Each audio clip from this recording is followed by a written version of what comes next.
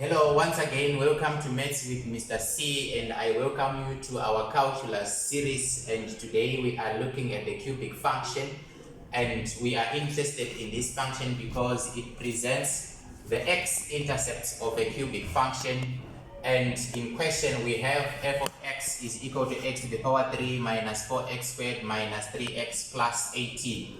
It's cubic in the sense that the highest degree is 3 followed by power 2, power 1, and then the constant term.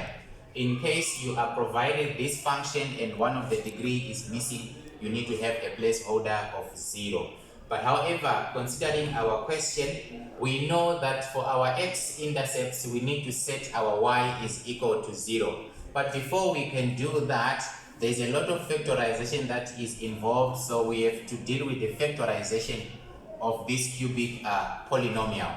So by trial method, we have to find one factor that is going to give us 0. That is confirming the factor theorem. So we are going to try our f of 3.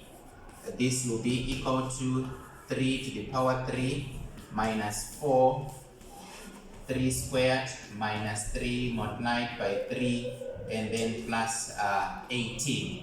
If you check nicely, when simplified, this is going to give us 0. What does this mean?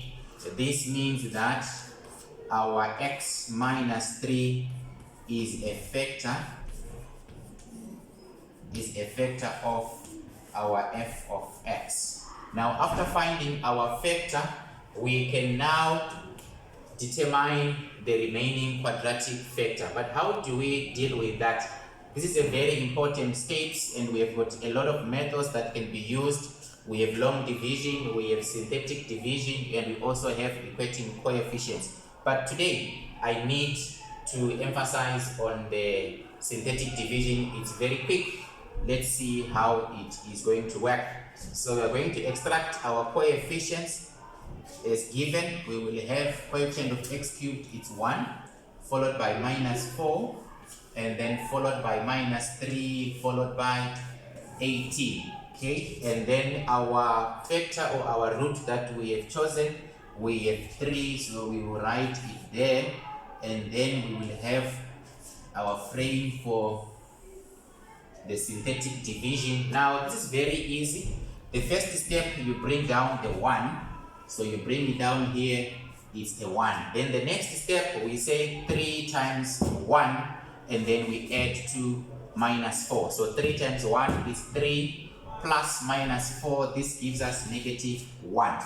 And then we repeat the process again, 3 times minus 1, this is minus 3, and then we have minus 3 plus minus 3, this gives us negative 6. And then we repeat again, 3 multiplied by minus 6, we get minus 18, and then minus 18 plus 18, we get 0. This is very important as a checkpoint to confirm that our remainder was 0.